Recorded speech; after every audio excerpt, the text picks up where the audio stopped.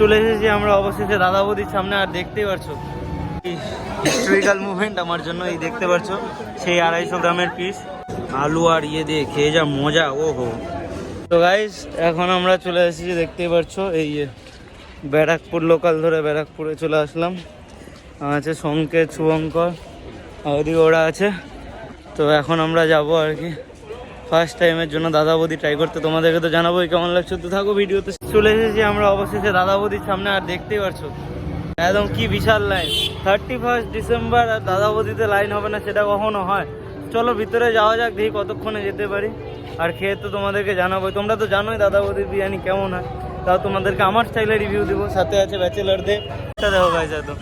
আর এখান অব্দি বিরিয়ানির যে স্মেলটা আসছে না, ঘিয়ের গন্ধ আর বিরিয়ানির স্মেল যা আসছে না, একদম অসাধারণ। দেখতেই পাচ্ছ এখানে সেই বিশাল আকারে বিরিয়ানির হাঁড়ি কাটা হচ্ছে। ও ফাইনালি দীর্ঘ প্রতীক্ষার পর আমরা ঢুকে গেলাম অ্যাটলিস্ট দাদা বৌদির ভিতরে। গাইস বসার জন্য এখন টেবিলের অ্যারেঞ্জমেন্ট করে দেওয়া হচ্ছে। আর দেখতে পাচ্ছি এই সেই দাদা বৌদি রেস্টুরেন্ট। চাপ ভাই চাপ। এখন আমরা দাদা বৌদি হোটেলের ভিতরে বসে আছি।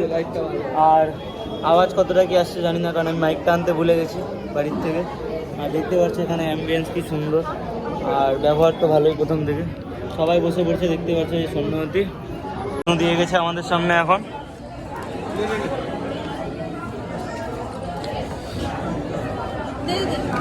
তো গাইস দাদা বৌদি ফেমাস স্যালাড আর গ্রিন চাটনি। মানে কেবলই আমি ইন্ট্রোটা শ্যুট করতে নিচ্ছিলাম, ততক্ষণে বিরিয়ানি চলে এসেছে আমাদের। দাদারা সার্ভ করে দিচ্ছে। আহা গরম গরম বিরিয়ানি এখন ধুয়ে বেড়াচ্ছে।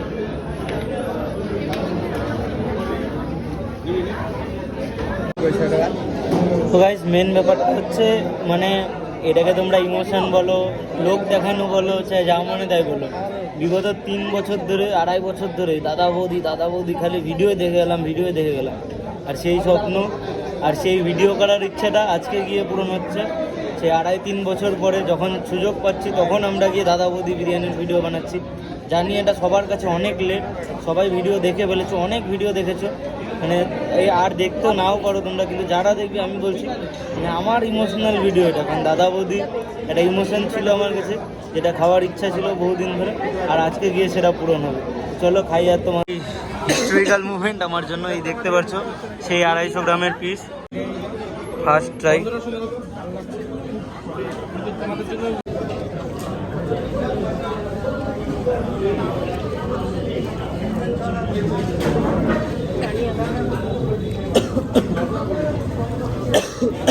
তো এখানকার দেখতেই পাচ্ছ, এখানকার হাত দেখে আমার বুঝতেই পারছো, মানে একদম প্রপার পুরো একদম ঘি দেওয়া নরম আলু, আর সেই লং গ্রেনের সফট রাইস। মানে অর্ধেকের বেশি ফুড ব্লগে তো দেখেই ফেলেছো এখানে বিরিয়ানিটা কীরকম, আর রিভিউ জানতেই পেরে গেছো।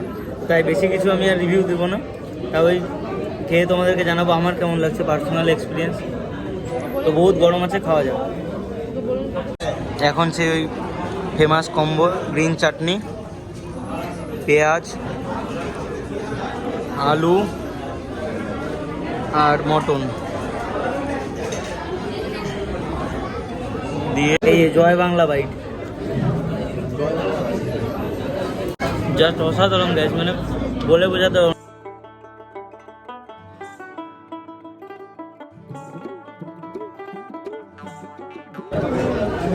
এখন ট্রাই করে দেখি।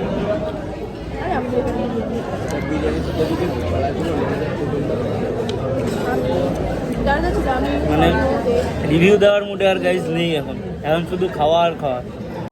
তো গাইজ দেখতে পাচ্ছ আমার তো প্রায় একদম শেষই হচ্ছে না, এত বিরিয়ানি রাইস যা আছে তারই প্রায় শেষ হচ্ছে না। কেমন লাগলো বল? ভালো অসাধারণ। কেমন লাগলো বল? এরকম বিরিয়ানি জীবনে খাইনি, ফার্স্ট টাইম। তোর তো গাইস দেখতেই পাচ্ছ এই যে একদম রেয়াজি পিস, উফ এই তেলতেলা পিস, আলু আর ইয়ে দিয়ে খেয়ে যা মজা, ও হো।